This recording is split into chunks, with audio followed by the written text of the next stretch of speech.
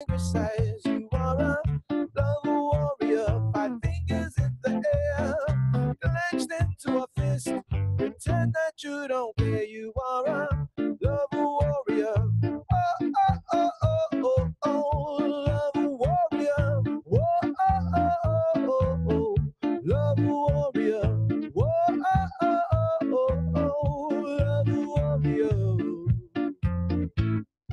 Hey ya, hey ya, hey ya, hey ya, hey ya, hey ya, oh. Hey ya, hey ya, hey ya, hey ya, hey ya, oh. Hey ya, hey ya, hey ya, hey ya, hey ya, hey ya, oh. Hey ya, hey ya, hey ya, hey ya, hey ya, oh, oh, oh, oh. World Environment Day discussion provided to you by Game On and the European Union. We will be online soon, ladies and gentlemen. Hope you're all ready for this and you're looking forward to communing with your fellow activists, academic, hippie brothers and sisters to discuss the future of our beautiful planet. That's right. In 2 minutes, ladies and gentlemen. Love warrior, a hippie in disguise, of unassuming form, of undistinguished size. You are a love warrior, 5 fingers in the air, clenched into a fist, pretend that you don't care. You are a love warrior, oh, oh, oh, oh, oh, oh, love warrior, oh, oh, oh, oh, oh, oh, love warrior, oh, oh, oh, oh, oh, oh, love warrior, oh, oh, oh, oh, oh,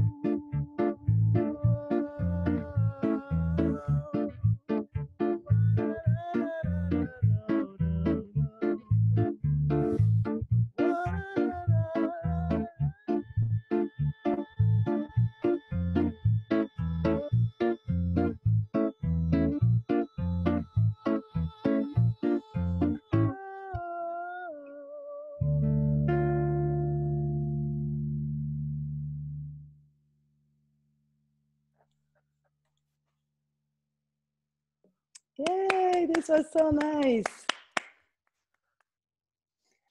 Well, good morning, everyone. We are really happy that you can accompany us today for this panel discussion on the launch of a Game On project. So to set up the climate game rules. First of all, it is a special day to do this. It is the World Environment Day, and the theme of this year is Time for Nature.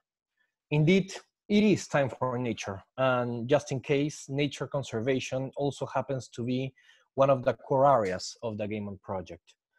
But back to today's event, we would like to welcome all of our panelists, as well as all the attendants who became interested in this online discussion.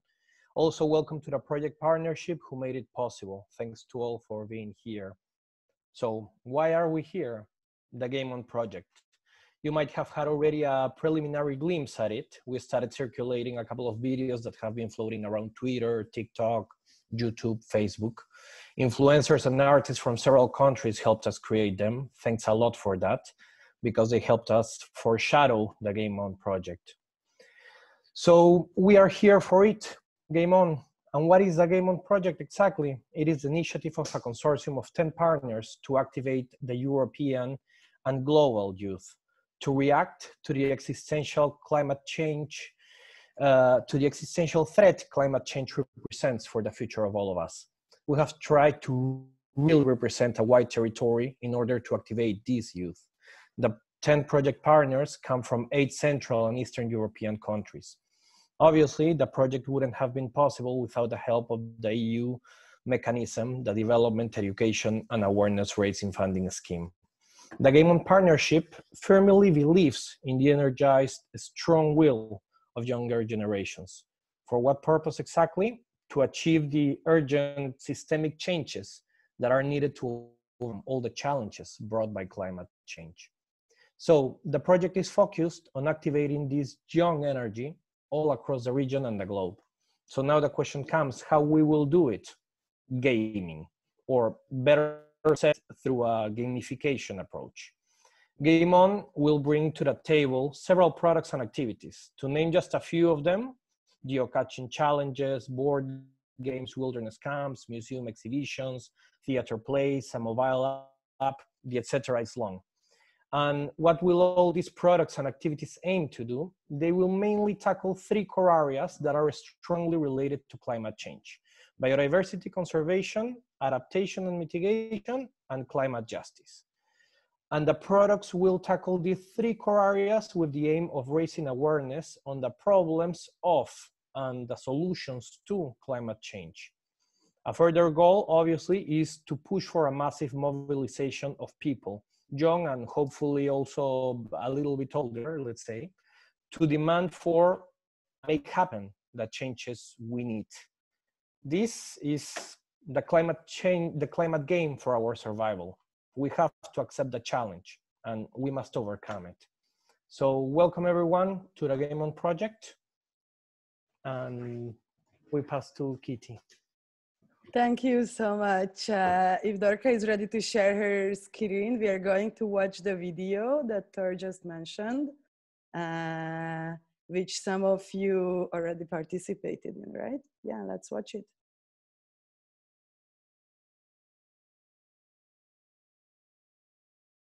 Oh, we don't have sound.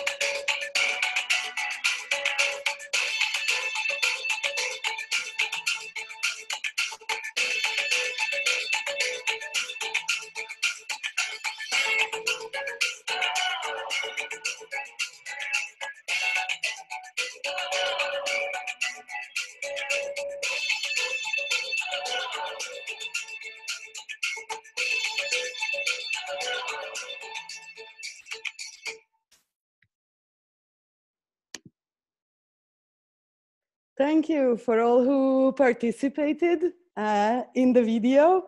I want to introduce you, but just a little bit, because we only have 1.5 hours for this whole conversation, and we are quite a few of us. So the way we're gonna do it is doing a bit of statistics. So show me your hand if you work for one of the organizations that are participating in the project. Yay, welcome. Now raise your hand if you are someone who is invited by one of the organizations. Awesome. So now I'm going to tell you the names of the countries that are present. on this call. And what I want to ask you is that if I say your country, unmute yourself and say hi in your own language. So who do we have from Bulgaria? Zdrasti. And Czech Republic? Dobré dopoledne. Germany? Hi, that's me. Guten Morgen allerseits. Hungary? Jó napot kívánok, sziasztok! We got Latvia? Labdien. And Lithuania? Labas, labas. Labas. Romania? Bună ziua tuturor. And Slovakia? Ahojte, dobré ráno. So beautiful diversity we created so quickly. So we are here to discuss those questions that we've seen in the video and to start brainstorming about what if it's all a game, and what if we are the ones who are creating the rules? What if we can just take a turn towards a more sustainable planet on this very special World Environmental Day in 2020? So we are going to divide into two sections. So in the first 30 minutes, we're gonna have Ákos and Adriana and Justas, Pauline and Petko. And then in the second half, we're gonna talk to Chris, Jurgis, Chibi, and Victory. You're Magor, I'm so sorry. I used your family name the whole time. So Magor from Romania and Victory in the second session. And then in the end, at 11:15, we'll come back together to answer the audience questions. So if you are watching us on Facebook, which if I'm right, there are already 76 people watching us on Facebook. So hi there on Facebook. If you got any questions, down the comment section, you can put them, and I make sure that they will be asked right in time. So let's jump into the sections. The only thing I try to do is to, yeah, maybe it's better this way, the screen. Okay, so good that you are here. And I want to ask you, how did you feel watching this video? Seeing those questions.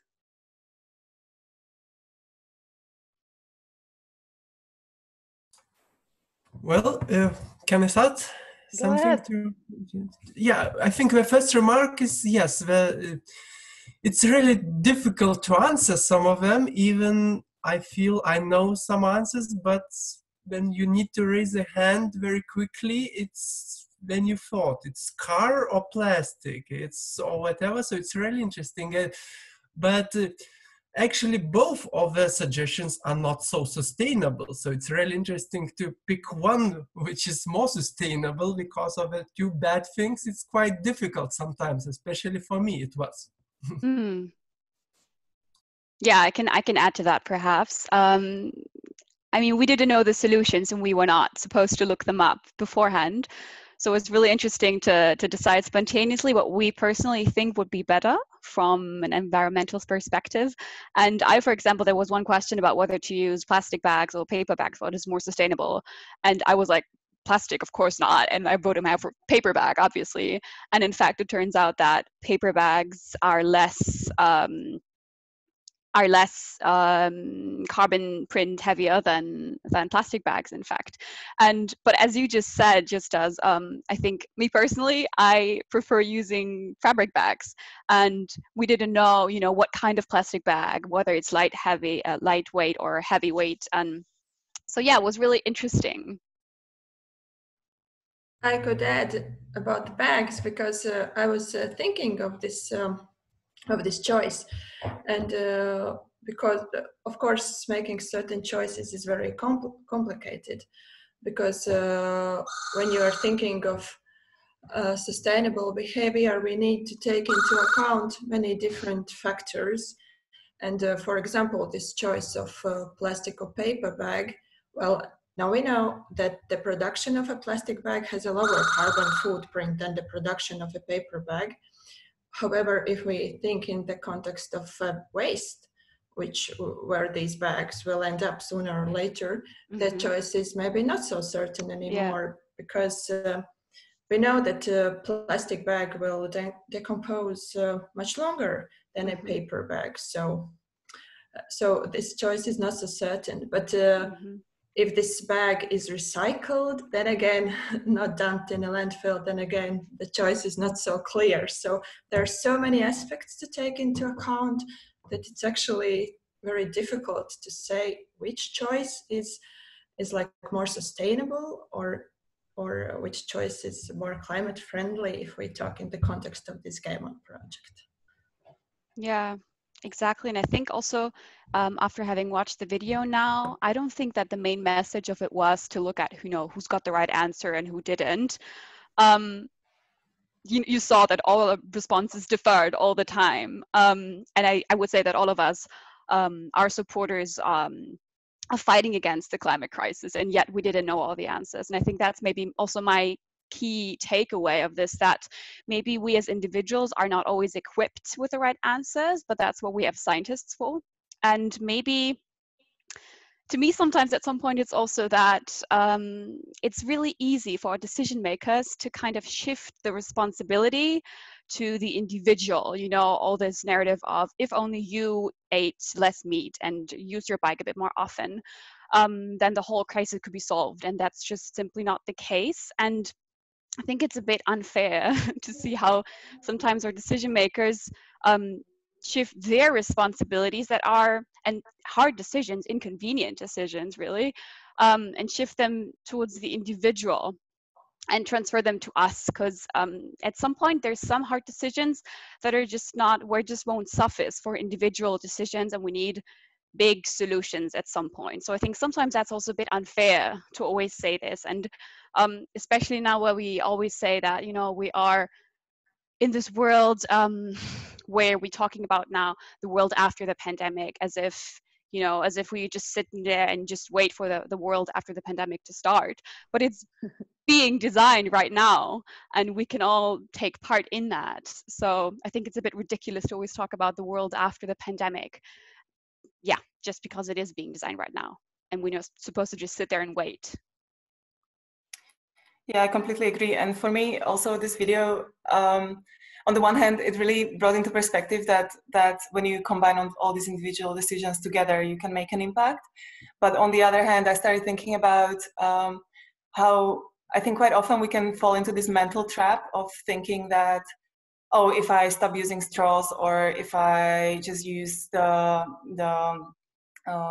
eco bag or something or whatever, yeah, that I've done my part and it's all fine. And I think often the kind of conversation and the whole focus is tilted towards these, yeah, let's say the straws that are the culprit of all the environmental damage that is happening, and it kind of shifts the attention from the big questions. It's like how will we as a society keep on producing energy, for instance, because that is the main question. So it's the both things. Like, we as individuals need to start thinking about our impact, but also as a society, and demand that from the decision makers, because sometimes I get a little annoyed when I see in the media, when people are just discussing, or on social media just discussing the plastic straws or something, and then my friends stop using them and they think, yeah, and now I'm eco, and that's it. Yeah, and then they book the third holiday in somewhere abroad, and they fly by plane like 5 times a year because it's cheap. So so yeah, and that's also what's happening in the stores, right? I mean, just by abandoning plastic bags, the whole problem of food production and fair trade, etc., won't be solved. It's what we perhaps would call symbolic politics. there's so much more to it. But don't you think we have to be careful? Don't you think that the demand from people puts a push on the government's shoulders so that they have to change policies based on popular demand? But the question is, what kind of policies? First, we have to, and how? First, we have to face the truth. And because even now, we do not face the facts and processes, what is happening now. We have environmental policies for decades now. Hundreds, thousands of environmental policies throughout the globe. But despite these increasing advanced environmental policies, the burden on the environment has steadily increased. And no, not the population. Population growth is not the primary cause of this, but the overconsumption in the developed countries. According to the Oxfam study, the richest 10% of our planet is responsible half of the fossil fuel gas emissions. And while the poorer half of the Earth, more than now 3.5 billion people, is just responsible for the 10% of the emissions. Mm-hmm. Even in the last 20 years, the population of Africa doubled. The ecological footprint of Africa is almost stayed the same. Mm-hmm. And there is both a big promise of environmental policies that we can decouple economic growth from environmental burden. That was the promise. They promised us that we can grow, even green grow, and we can decouple it from the environmental burden. But it did not work. It doesn't work. You can have specific examples from decoupling the environmental burden and the economic growth, but those are very specific small areas. And we should not forget that we are not just talking about environmental problems. There are social problems and also economic problems. And we have to link those ones. We have development policies. And even we have a lot of more development policies, putting a lot more money into development in the developing countries. Meantime, inequalities have reached a very high level across the continents, across the countries, and also within countries. Inequalities growth. And even when we have small results in poverty reduction, we have often playing just with the statistics.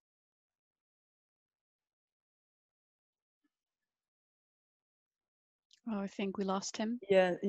Something Maybe it was too much serious. Just okay. What I like, of course, the possibility to put this as a game or put this in more cultural and social thing is really important, because I think it's really, really nice to have this different perspectives. And what can we learn for this sustainability thing? I think it's more easier to adapt to different conditions in the future as well. So our decisions for ourselves is not making a huge effort on the Earth scale, but what we learn today we can really use in the future Earth conditions, because it will be different. I'm sure it's really we need to think about what we are.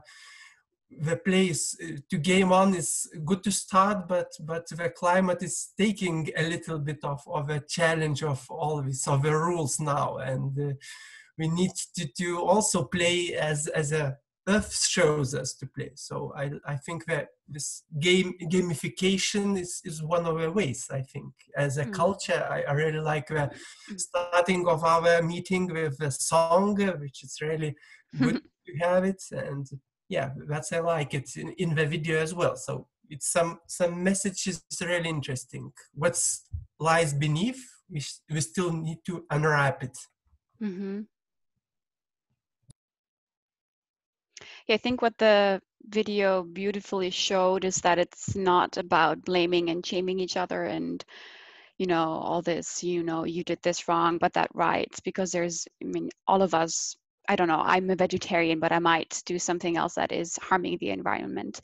And I think just having or acknowledging that there needs to be commitment in the first step to do something about it. And this doesn't only mean reducing the meat in your diet or using less plastics, but to me, it also means learning how to organize initiatives and protests and petitions and writing to your decision makers.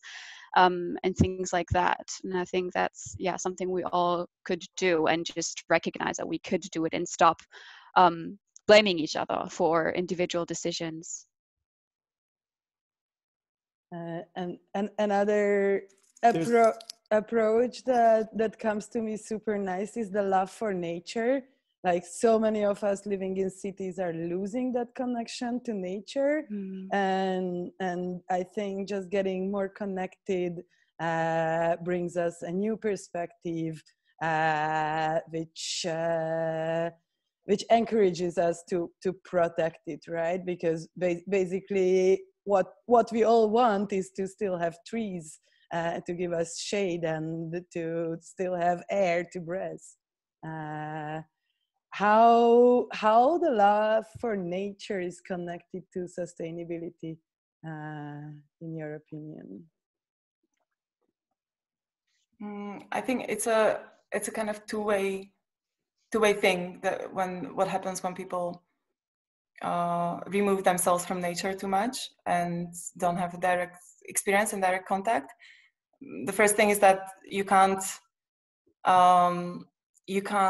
admire something that you don't know, and then you can't have a motivation to kind of protect what you don't know. But on the other hand, what I see in my work is that people in the city who don't go out much, don't spend too much time in nature, or don't spend prolonged periods of time in nature and repetitively maybe in the same area, they still think that climate change is somewhere really far away, especially like people in Slovakia often.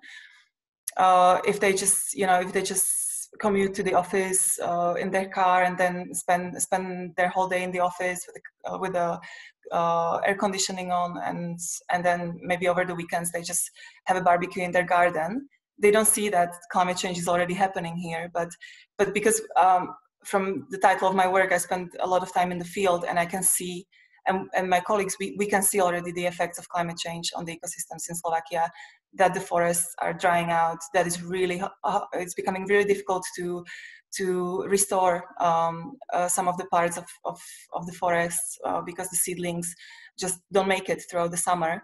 That would not happen 15 years ago, because there was still moisture and water in the ground, but now it's not.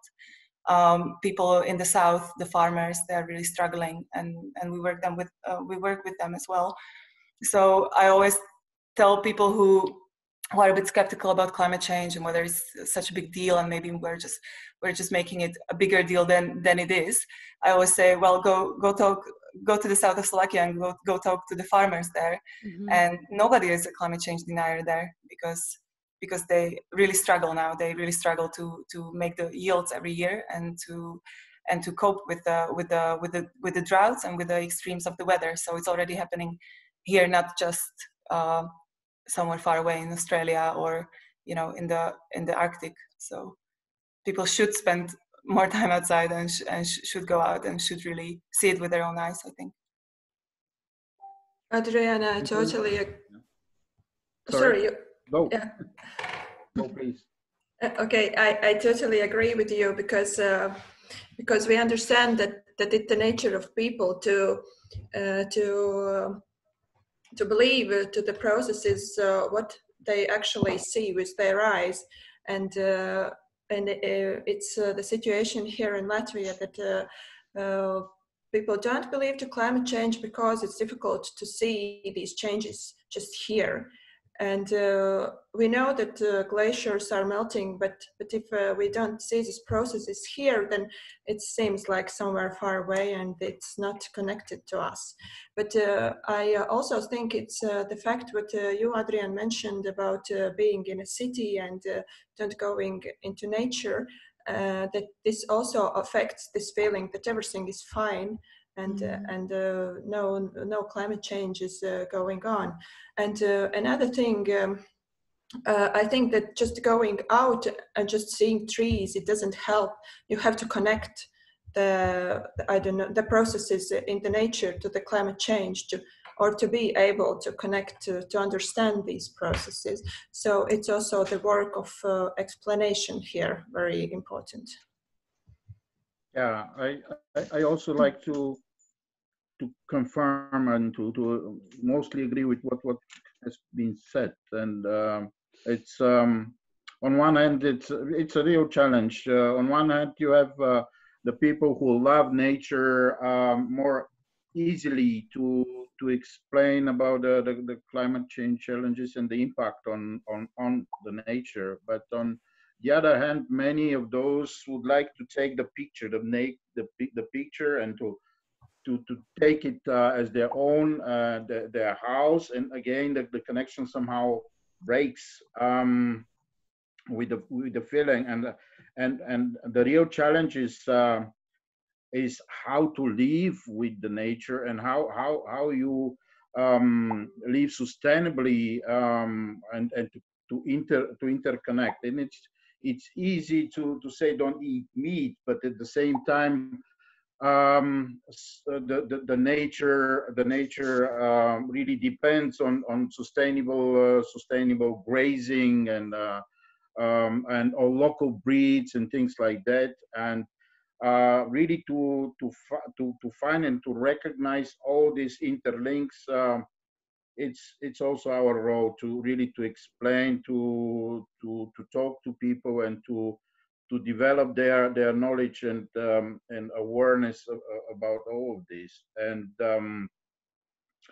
I want to make a reference to the previous question concerning the what is the right answer. I think the more important is to have informative, diverse opportunities of choices. If you don't have choices, you use what you have. If you don't have information, you use anything which comes first or is cheaper, or yeah. And that's why we need to have this various products which give you enough information how it's produced and how it really contribute to the solutions and to sustainability. And yeah, that's briefly what I can say.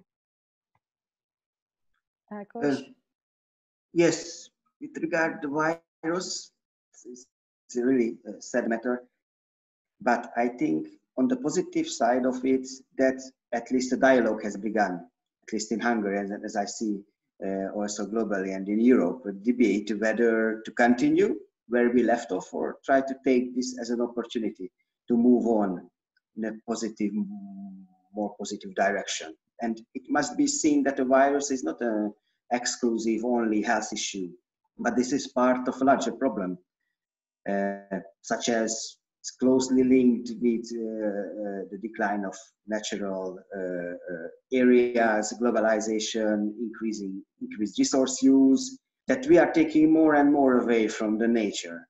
And this is not what we only say, but many well-known scientific organizations. And even before the COVID virus, nearly even 1 million deaths per year were linked to animal to human viruses. And I think the virus pointed out several other things, such as the fact that we are what we are outlining are the visions, the predictions, the opportunities, the dangers, the threats for the globe or for the people. Those are real and need to be cared of, and those really could happen even in materials about sustainable development in the 90s, even in the EU sustainable strategy. It was repeatedly underlined that globalization, the resource use, was multiplying the dangers of viruses. And then it somehow left out even from these materials, but we can see now that in the end it became reality. And so we really have to look out for those predictions, even if those are negative. And I think it's not about if we believe in climate change or not now. Yes, most of us believe in it and see it as a problem, but the threat is not so immediate as the virus. And what we could see that we are capable of big changes if it's needed.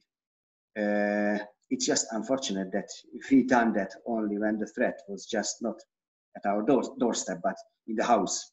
So I hope we are not waiting when climate change will be really in the house. And we should learn from that and start acting. This, what you just talked about, reminds me of something that my really good friend says, who is an environmentalist, and she always kind of compares society to a tree, that we should behave more like trees, because they also don't grow infinitely. They grow and then they reach a certain size, and that's where they have their balance, and they don't continue growing infinitely. So this is some sort of challenge for society. I think that we shouldn't take it as granted that we just grow and take more. And also as individuals, I think really that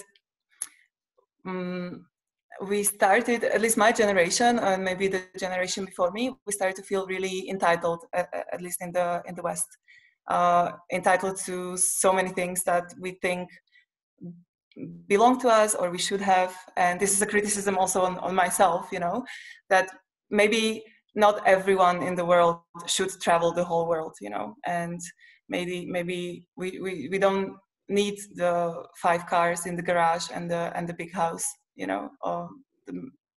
So it's really, I think we need as individuals to really go inside and really have a think about it, because we're probably maybe even from childhood taught that we are entitled to all these things, and then we grow up thinking that we really are, you know, and we just continue the path.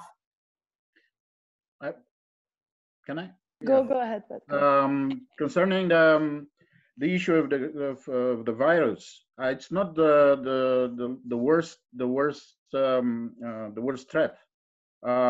Simply, the pandemic really uncovered the stronger threat. This is the readiness of the bad guys to ruin the achievements in the policy, achievements in the laws.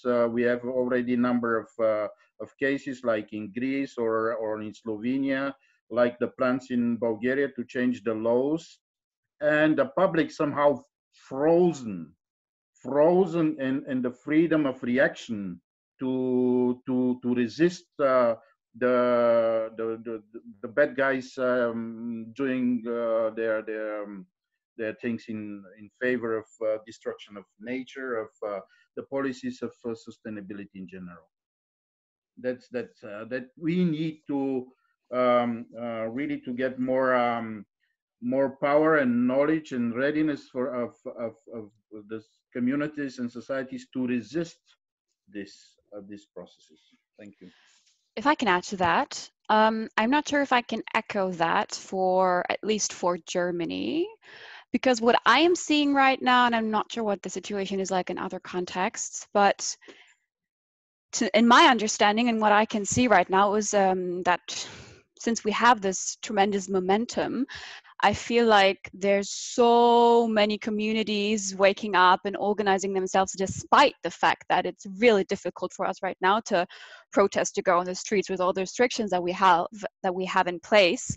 And despite that, we still have people going to the streets, you know, being in distance and wearing masks and everything, and still protesting and demanding. And there's so many petitions going on right now that we have signed. And our government, in fact, just adopted the financial aid package yesterday or 2 days ago, and it's not that bad. I mean, we don't have the buyer's premium for cars, for diesel cars, but only for electric cars, which is a step. And I think, and there's so many movements, especially from youth and Fridays for Future and all these different organizations who are stepping up right now and saying, you know, you need to fight every crisis, and the climate crisis may not be that visible for some, especially as we just said, especially for people living in cities and just being a bit, you know, in their little bubble and being able to close their eyes. But yeah, I think we do have this momentum right now, and I think we're at the crossroads right now, and I think we can really use this opportunity at this moment to bring about some sustainable change. Although I still do have to say that, I mean, I think the daily global emissions, CO2 emissions, fell by, I think, 17% or something as of April 2020. But it is a bit difficult because I think we had the same situation or a similar situation in 2008 after the world financial crisis, the Great Recession, where emissions also went down and we were like, yay, that's good. But I feel like we haven't quite learned from that. And afterwards, the economy just went back up again. And I'm, a bit pessimistic when it comes to that. I think that this might be just a similar situation going on now if we don't make the right decisions, the big term, huge decisions that need to be made right now to bring about systemic change.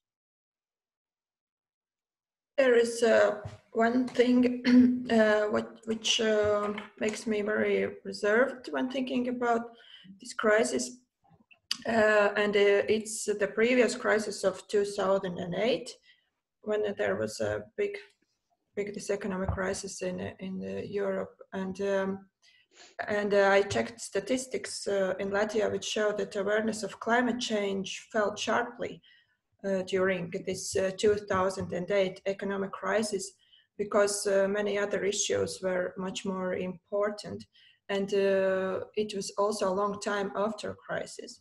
And this data of climate change awareness, they rose very, very slowly after this crisis, and have not yet reached the level that they were before this 2008. And that's why I would be very cautious in assessing the, potential benefits of this COVID crisis and the context of environmental and climate change issues, because economic situation is now much more important to a big part of society, and also to politicians, and the environmental issues, they just step somewhere, they are thrown somewhere back. But on the other hand, we see a lot of news about the Himalaya becoming visible from Nepal, about the air of San Francisco cleaning up, about dolphins in Venice, which is fake news. But it's a short time, it's just 2 months. Yeah, that's true. But what we see is that the train has stopped. We always said that it's impossible to not to commute. It's impossible to not to fly. The train is impossible to stop. That's what everybody was echoing in the past years. Now, clearly, the train has stopped. We are in a point where we might have a chance to go to a different direction. And what I wanted to ask you from your perspective, as a society, what do you think we should giving up so we can save the things that really matter? Like, what are those things that we could give up now, even from experience that we gained in the past few months? What are unnecessary? Yes, it stopped, but the question is how. A lot of people lost their jobs. And even in Europe, in the developed countries, there are a lot of poor people who needs help. So this stop is not an ideal stop. Maybe from environmental point of view, yes, but there are other point of views like social. And when we are talking about systematic change, I also use this phrase very often. We also have to clarify what do we mean. We mean on it. And still, I was talking about environmental policies, and still those policies, unfortunately, are targeting end-of-pipe solutions. Like, let's talk about greenhouse gas emission. That's the end of the pipe to limit greenhouse gas emission. The question is, yes, are we ready to start thinking at the start? Then that is resource use, and that is about consumption. Are we ready to think about lower our consumption and to say, yes, it's in every field. It's not just about traveling or buying, but it's also about electricity and everything. And that is, if we have to think about it, it's not an environmental or social or economic issue. It's a moral issue. And the solution is only there if we can change our moral, where we find our happiness, in traveling or in buying and consumption or somewhere else. So I think we have to go very deep if we want to find the real solution. I was reading today some statistics or information that I haven't heard before, and that was that if we want to meet the Paris Agreement, we would need to lower emissions by almost 8% every year for the next 10 years. So this is the global average that we will have lowered due to coronavirus this year. So this means that we would need the coronavirus to continue for another 10 years if we want to meet that target. That's insane. This is really eye-opening, or was to me, this information. Mm-hmm. The good news is that society can adapt. At what cost is another question. But each of us have had to change their habits during the past 2 or 3 months, and I think we can each of us take something away from it. And for instance, in Slovakia, the biggest drop in emissions was due to transport, like personal transport, you know. So and I started walking to work and cycling to work. Before I used the public transport, but now I cycle or I walk. So I'm definitely going to keep this habit for after the pandemic as well. And yeah, so answering your question, Kitty, like what can we do? I think as individuals, we should think about like what is our personal biggest environmental impact, and I think most people will find that it will be traveling, and it will be consumption, but traveling will be one of the really big things. So I think the pandemic has shown that we can work from home more, and we can commute greener to work. You know, we shouldn't be lazy. Yeah. We have 2 minutes for the second round, actually 1, until we switch to the next bunch. And I see that Petko has a sentence to say, and also Pauline. So quickly go ahead, and then we switch off your screens and see you back at 11:15 in the big circle. So what's your closing sentence, Petko? Yeah, it's difficult to say, but I would refer to my previous thought about the choices. We have to support and to incorporate in the policies right choices if the people want to join, to choose to use how to travel, or let's work more from distance, not really have to travel. We have a lot of more opportunities at hand, and even in the environmental movement, we have to rethink a lot of choices and opportunities. And the good thing with the virus is that we have a confirmation that we are right, but at what price? This is something to be widely discussed and with various people, and openly, and with a clear mind. Thank you. Thank you so much for joining the discussion. Pauline, do you have a sentence? Maybe just to reflect also what Adriana said. To me, it's 3 things. First of all, I think we can cancel domestic flights completely. That's just insane. We don't need it. We have the train service running. Second, because I think air travel only accounts for about 2-point-something% of global carbon emissions, I think what we need to focus on is cars. And for that instance, I think what we can do is we need car-free inner cities and more investment into bike roads, essentially.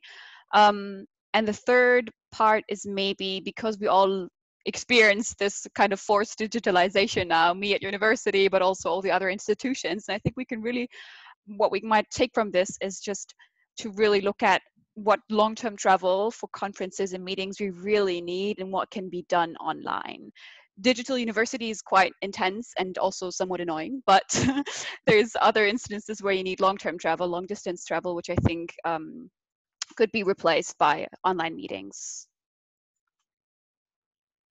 All right. Thank you so much for being with us in the first part. And we jump to the second part now. So Dorothy is going to switch your cameras off and the others on. And see you back here in 30 minutes. Hey, we got Victory and Magor. I'm sorry, right?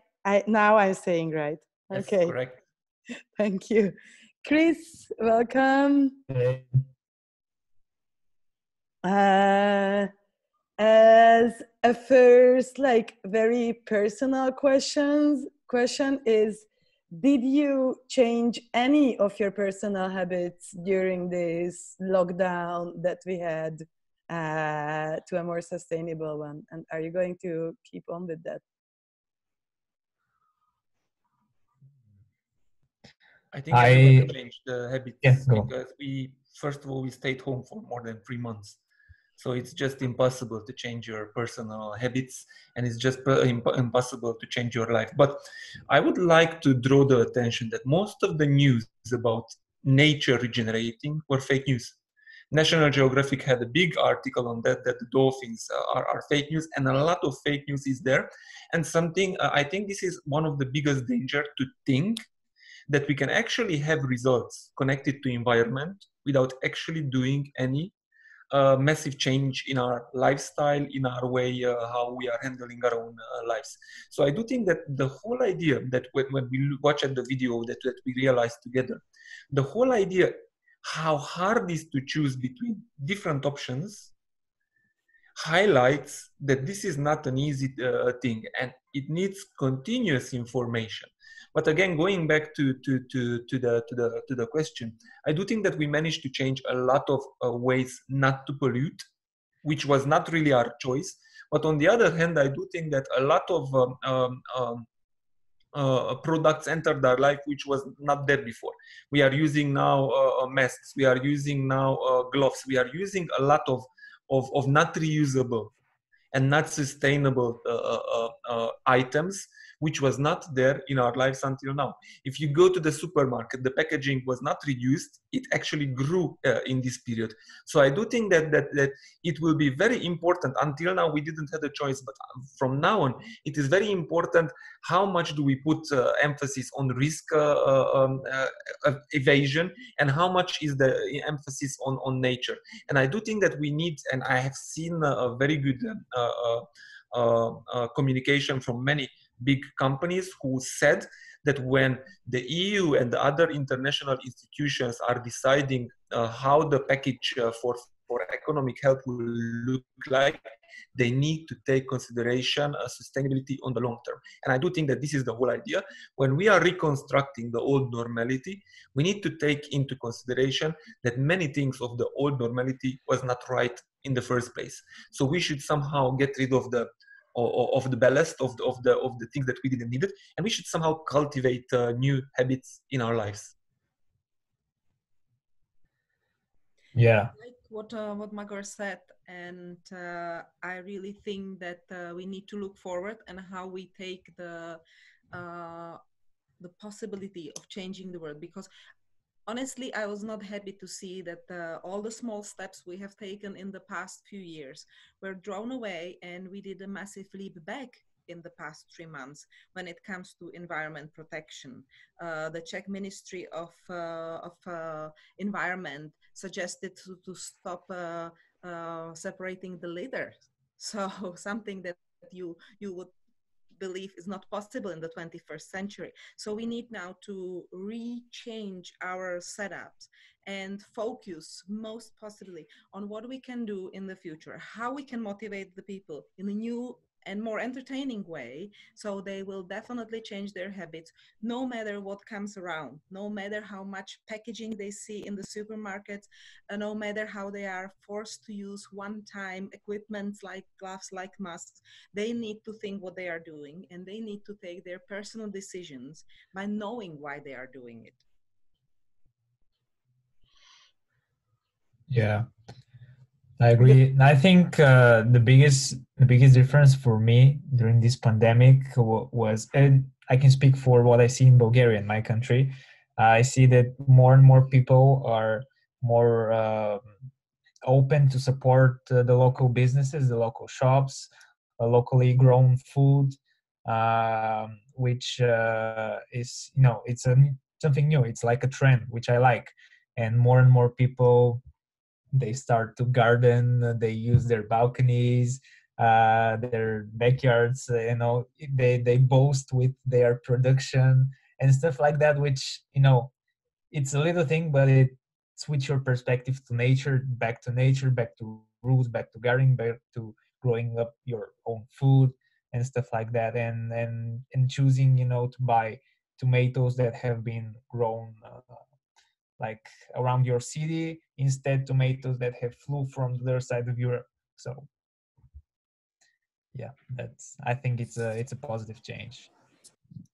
Yeah, I would think that the main thing to gain from this is not a shift in minor behaviors, but rather one of the things we're observing is like a momentary shift in consciousness, right? Where everybody in the world was living through something similar, and they understood that there's a lot of incoherent things going on, and a lot of them have to do with economics and kind of like the paradigm we live in. And so that moment where people are actually asking questions and saying, wait, something is not right here, or where you hear people don't want to go back to the new normal. In my opinion, that is so much more important. And amongst my friends, which are activists, and even my friends which are not activists, there's this kind of openness to say, hey, okay, we need to actually step in and suggest something, because people who've usually been bitching about the environment and, about sustainability and all of this for so long are marginalized. And we have assumed that role as marginal voices within a bigger paradigm. But the moment when people say, the people up top, or the people who are the incumbents or the main guys in charge, or the people who are mainstream, go, wait, we actually see that this is not working. And that's the moment when we need to step in. And again, our new narrative has to come not from an outsider speaking in, not from the adolescent complaining about the habits of their parents, but as somebody who's actually offering sustainable long-term visions of what we should be aspiring for. And so I don't know if we've missed the opportunity. For me, I have that kind of like a bit of a feeling, but I did really feel that during the whole COVID crisis, people were listening. People were actually looking for somebody to make sense. And I think in a greener way, in a way that says, wait, how do we solve supply chain issues? How do we solve sustainability also in terms of quality of life in conjunction with economic developments and all this? I'd like to see us still step up to this challenge. What we've seen is that we are capable to adapt. So from your perspective in relation to climate change, what does adaptation means to your community? When we talk about adaptation, I remember the first time when I actually met in a hard way the issue of climate change. I was a politician long time ago, and we had an international gathering when one MP from Africa, Central Africa, came and said, you in Europe, you are causing most of the pollution, and you are talking about adaptation. And while you are talking about adaptation, I just lost half of my voters in a village. And I didn't lost the voters because they are not voting with me. I lost because they lost their crop field and they have nothing to eat. So I have a crisis. My voters are dying, and you are talking about adaptation.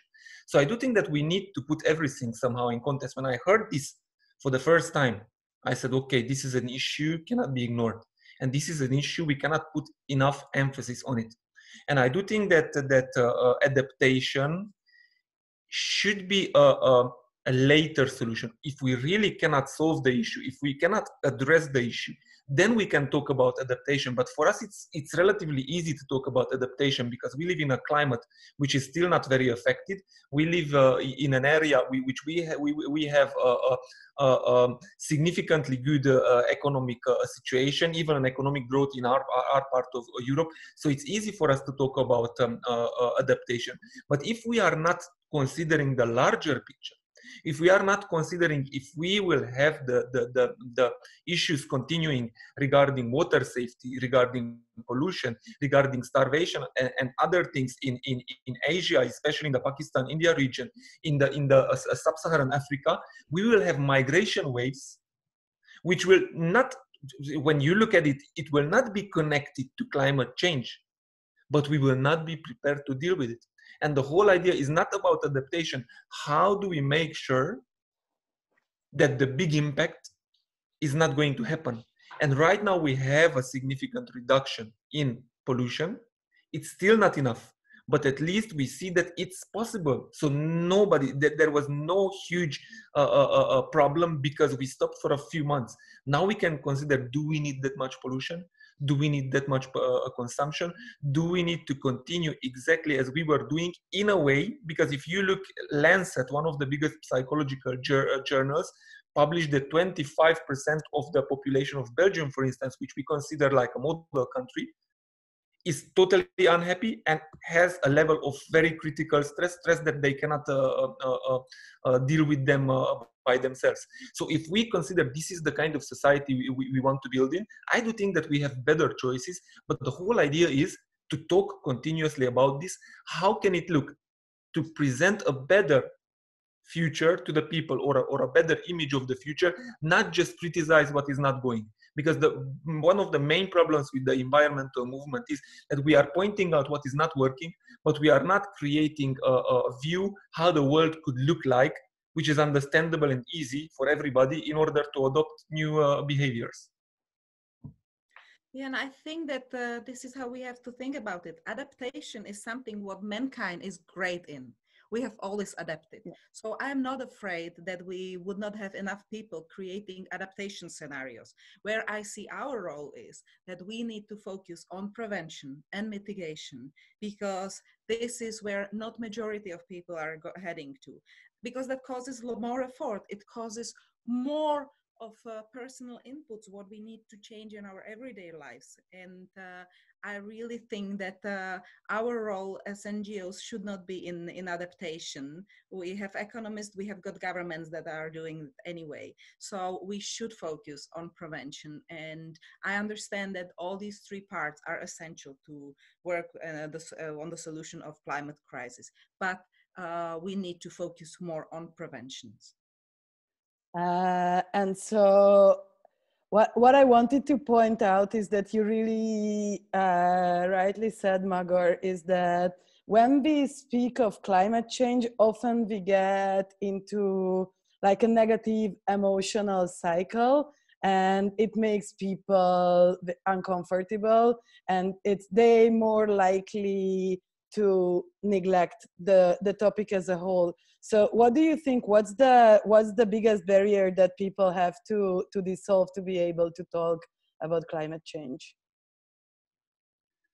I do think if you look at it psychologically, we deny because we cannot handle the threat. The whole idea, if now we are focusing as people, as citizens, as organizations, in order to enforce the positive behaviors that appeared in this period, then we are able to change something in the future. The whole idea is that we are too much focused on criticizing, too much focused on pointing out what is not working. And if we would be focusing on encouraging people, you started to do this and this during this crisis, please continue. It was a very, very good point. And if we do that, we will see some real behavioral changes. And in the long term, I do think that the culture of our society can be changed. But this also depends to the leadership models that we are proposing, the leadership models that we are electing. So it's a bigger picture, but it all starts with encouraging positive behaviors. I think Magor is completely spot on, man. Like, for sure, because you need also positive visions, something for people to be inspired about. I can say that one of the shifts I've had in the past year, even previous to COVID, and maybe speaking to a lot of radical communities like the Burning Man community, and really being active there, is that there's a concept which is surfacing, which is building arcs. So rather than, again, bitching about a paradigm and saying this is bad, that's bad, we need to change this and that, is actually envisioning arcs, systems, self-sufficient systems which are sustainable within themselves and are coherent to the people which are inside them and perpetuate them. And the beautiful thing is that then people see, they see a model that works and they go, I'm cool with this, I like this. I can envision a post-paradigm which looks something like this. So kind of like building micro utopias and really applying them on a very grassroots level where people can reap both the benefit of being part of it and, experiencing, but also feeling that they're not impotent when you look at the whole scenario and saying, how do we change the whole thing? Because the truth of the matter is that if you just engage the paradigm with everything that's bad with it, it leads to impotence, it leads to a sense of unfulfillment, it leads to a sense of pointlessness. And that's why I think that actually really just trying to see something beyond it, like something we can create a community which is something to replicate and to scale and to imitate is a good way to go. Yeah, what I think is that usually in every case, and especially in this sensitive topic, storytelling is like a tool that we can use. For example, climate change, it's such a huge problem, such a huge scale. But for example, the story that you told us, Magor, just a few minutes before, it gives new perspective. So what I think we need is more stories, because through human stories, we can really see the scale of the changing of the lives of people around the world. And there's actually a great movie. It's called 2040, which I really recommend. It's a documentary if you haven't watched it, which it's about a father who explains to his little daughter like what the world is going to look like in 20 years. And what he does is that he gives himself no restrictions. So like he takes the best theories that we can live in the next 20 years and he makes them alive. Like he takes the best, for example, the ideal car models, and he shows what the world will look like after 20 years if we start now, producing these car models. So it's really an inspiring film that if we use, our imagination and storytelling and just, think for and encourage, as you say, for this sensitive topic of climate change, I think we can start to have like a more open in receiving people for this topic. So I think storytelling and imagination is something that we can try to work on. We got a really nice comment on Facebook from Resi Stand. They say instead of asking the question, what can we give up? We could ask the question, what do we gain by living more sustainable? And there is also an example. So instead of saying we should give up driving car in the city center, we could say we should gain more public spaces for people, for music, for restaurants, for trees, and for parks. So the flip side of the coin can be part of the discussion as well. And I really like this. And also building on what Chris said, I feel that we enter the game when we want to impress people with numbers. How many football fields of forests are disappearing? We have an isle the size of Texas or France floating on the Indian Ocean and so on. But the problem is that we cannot visualize that big data. I led WWF Romania for 7 years and WWF Korea for 1 year. And when I was in Korea, I heard a lot about plastic pollution. And I was, oh yeah, it's terrible. And I've seen the videos. We went to do a necropsy on sea turtles because we had one of the biggest experts. And we were opening the dead turtles. And one after another, they were filled with plastic. And when you see actually with your own eyes that 70% of this planet is plastic, we actually occupy 20-25% of this planet. And we are able to pollute so hardly the oceans that 70% of the turtles I have seen with my own eyes were blocked because of plastic inside their digestive system. I was just standing there and I said, I cannot believe this. Actually, I cannot believe this. I don't want to touch plastic ever again, which is not possible in our lives. But again, if we come with smaller stories and more powerful and more personal and not with the big numbers, how many hectares of I don't know what, or how many liters, or how many trillions of plastic particles are in the ocean. No, we actually need to see what is the real impact. And also we need to see what is the impact of the people who are doing the positive change. Because there are a lot of people around us who are influencing their communities and making huge changes. And I'm not talking just about the environment. I'm talking about social changes.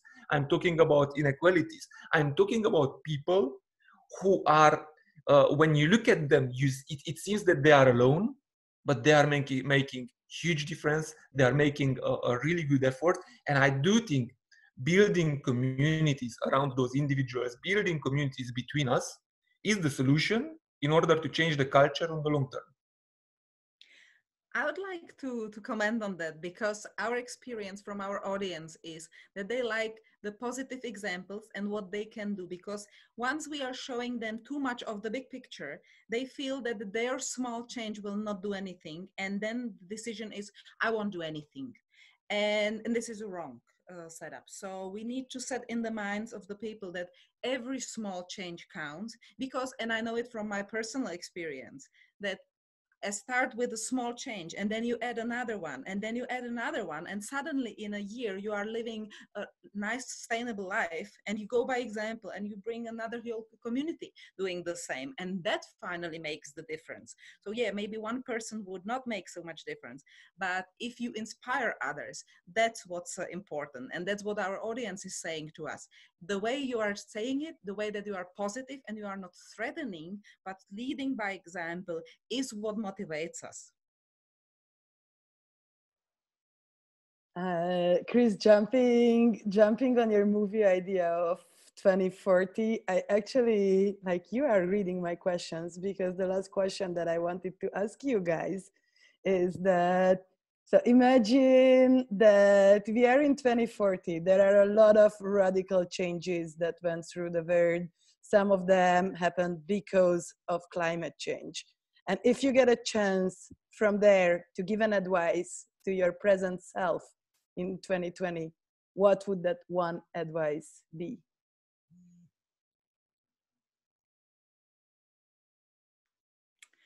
So if I can start, I focused on a lot of the small things, and now I can see that I can do even bigger changes. And there was one topic that I slightly overseen for the past few years. And I would advise my younger me to be more cautious about the energy that we are using, because there is where most of the pollution we are creating lies. And I would start fighting against the coal power plants much earlier than I did. Thank you. I do think if we want to engage in the topic of environment, we need to acknowledge that it's not just about the environment, it's about people. It's not about that we should convince everybody on this planet to care about the environment. We should convince everybody on this planet to care about others. Because if you start to care about people around you, if you start to care about your community, if you start to care about your country or your continent, then you, by default, you will care about the environment. If you are thinking about more than yourself, you are already an environmentalist, even if you are not talking about forests, oceans, plastic, or any other topic. So I do think that what we need to talk about is care more, communities, and also let yourself to be seen as vulnerable. We are not perfect, and we can support each other. This is why we are on this planet right now. And I do think that together we can achieve a lot of great things.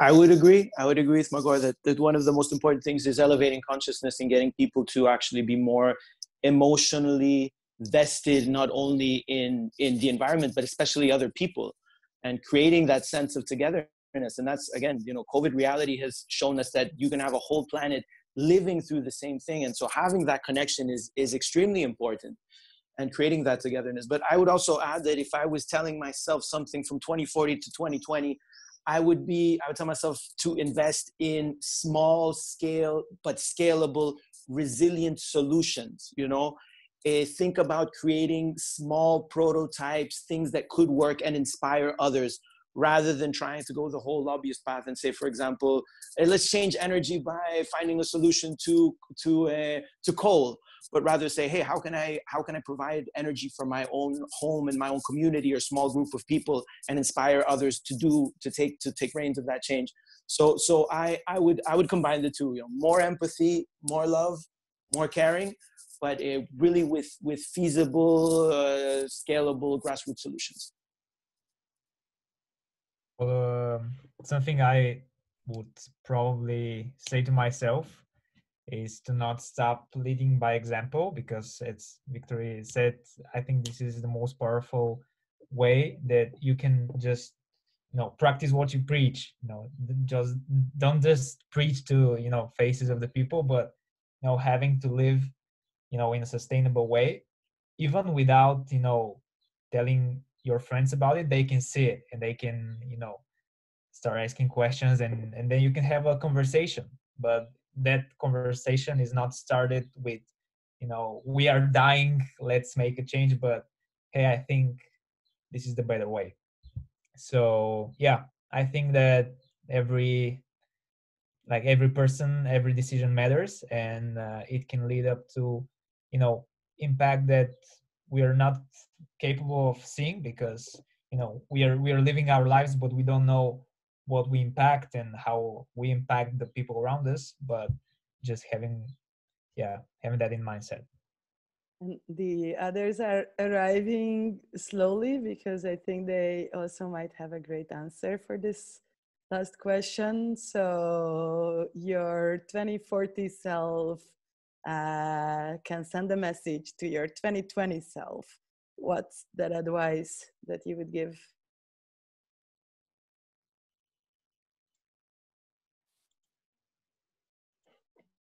Well, may I start from the newcomers or just comebackers?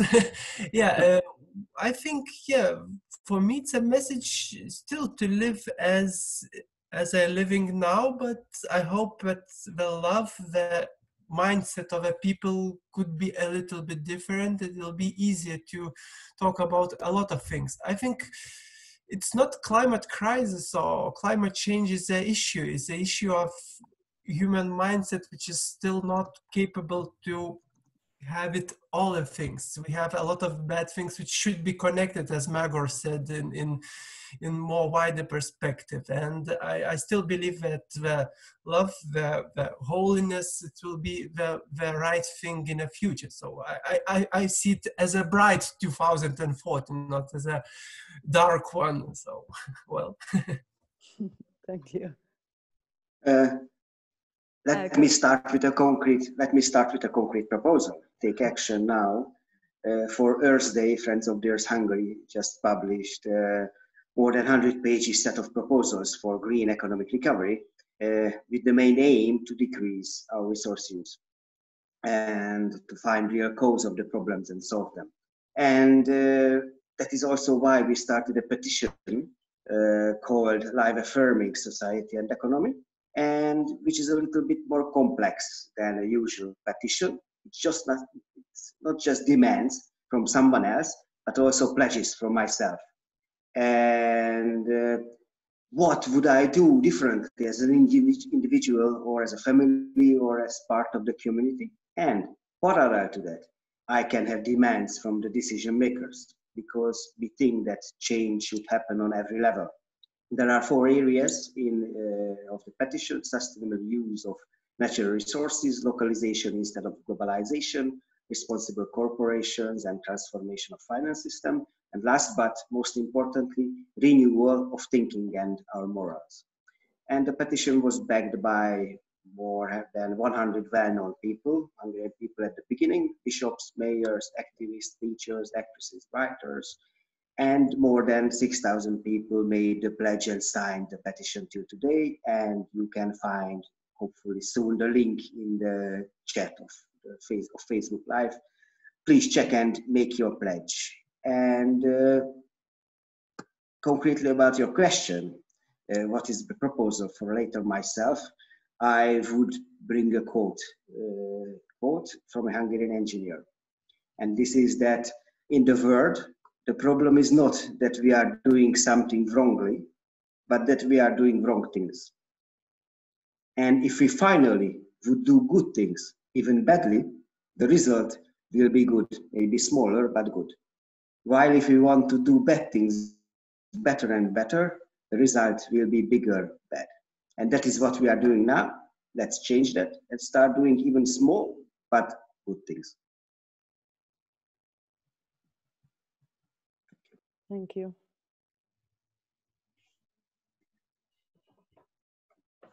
Who else has already advice? Do we still have enough time? So I can add?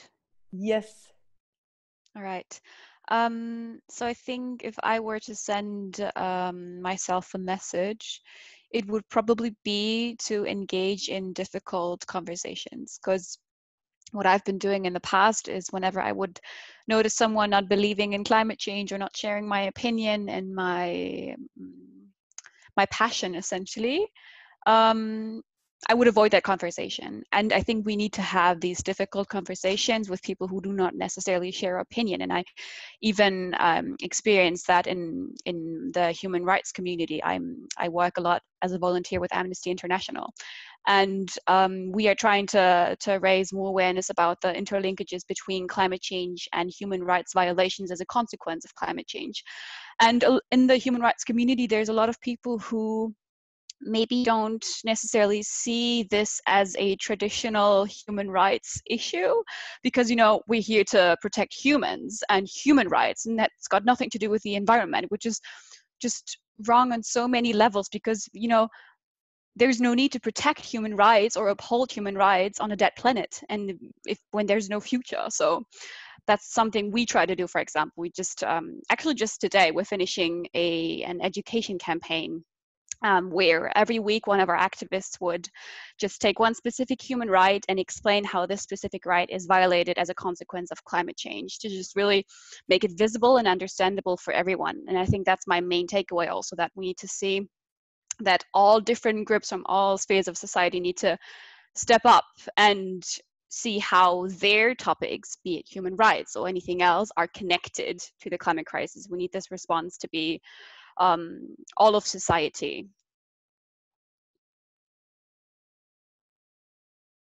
Thank you. Petko? Yeah, thank you. I would first like to say that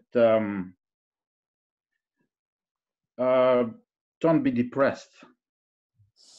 Yeah, we have a lot of problems. These bloody environmentalists are always talking about the problems, and often people, yeah, either ignore it or get depressed. Don't be depressed. There are solutions. Solutions are in our hand. If you want, if you are capable, and simply choose most suitable scenario or more suitable life for you. At the same time, be pressful one, or press to put your press on the companies, put your press on the governments, because they all work for their private interests, or most of them. And if there is no, or if we don't unite, if we don't go and if we don't insist, nothing is happening. And they're doing or taking the wrong or private serving decision. And that's what would be my message. This is my message to myself. That's what I'm trying to do. And this is my message to our followers or people who want to do something to solve the problems of the climate and to preserve biodiversity. I don't like to forget this last thing. Thank you. Thank you. Is there any more message from future selves? Maybe I would add, the message to myself would be, don't lose energy, don't lose motivation, and don't lose hope. And find your community, because together we're stronger, and that really helps. When you feel down, you have your support group, and together you overcome that. That's the sugar, and the whip is just something my climate change professor said once. She said when we felt really down together during one class, and maybe it's not very motivational for somebody, but for me it is. She says it can always be worse. It's gonna be probably bad, but it can always be worse. So we have to keep on doing something, and we have to fix what we can fix. So there is still time, so let's do it. Awesome. Did we have everyone in this? Okay, if yes, I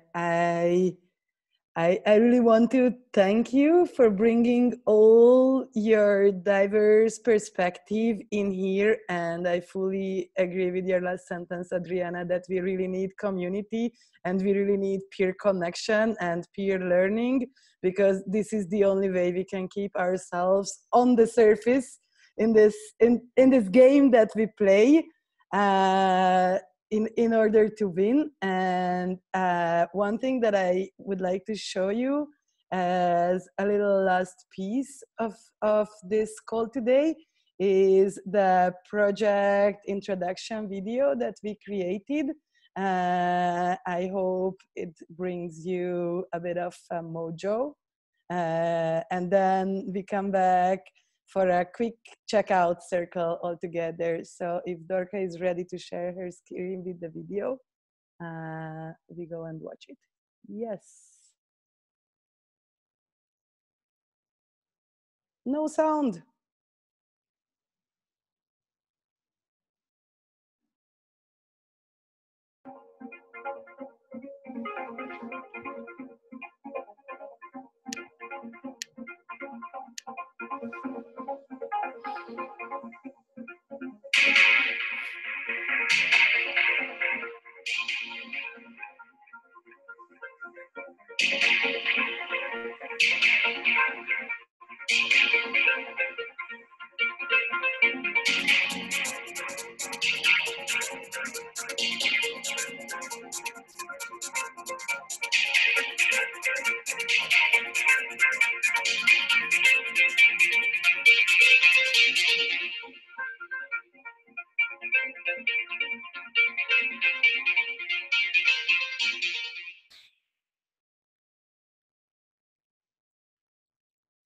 Thank you. Okay, so I just want to emphasize the key messages, like the action points that we can take from here, and that's to raise awareness, to change our own habits, to create community, and to encourage others to do the same. I think that's what we all agreed that we are game on for. Now, I would like to ask you to show your left hand. Oh, no, the right. Bring your right hand. Now, you can unmute yourself because I want your noise. It makes it more funny. So now, find someone on your screen who you really felt aligned with. Find a hand that you want to give a high five to, and then turn your hand 19 degrees. Find your left hand and try to clap with that person at the same time. So try to give a high five to someone on the screen. Yeah, it's a bit of, it needs coordination because the one doesn't know that I'm so bad following them. Right? Okay, so try to give a high five to someone. Oh God. Okay, can I high five y'all? Once more, try again. I high five somebody's head. Okay. Yeah. Good one. And we got a little music promised, I think. Yes, Jurgis, do we get more music? Yes. More music. Oh wow. Okay. All right. Let me sort you out. Well, we only have 3 more minutes, so. All right, it's good. I'm just gonna grab my guitar 1 second. Thank you. All right, here it is. All right. So one of the things I would suggest right here is to really get yourself involved. I have noticed that when we are online and with this whole new COVID reality, where a lot of socialization happens online, you need a lot of imagination, you need a lot of trust. So I can create some music online for you, but I need to trust that you're gonna get yourself involved and you're gonna participate. That's my daughter, right? Gonna make some music together. Yeah, gonna make some music together. And if I may ask you to show me your hands once more, show me those hands, because it really helps the melody if you clap along, yeah.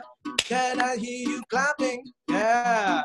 Now you got a groove going, you are engaging and participating. You're actually enriching your experience through your own participation without me getting the feedback loop. Just trusting.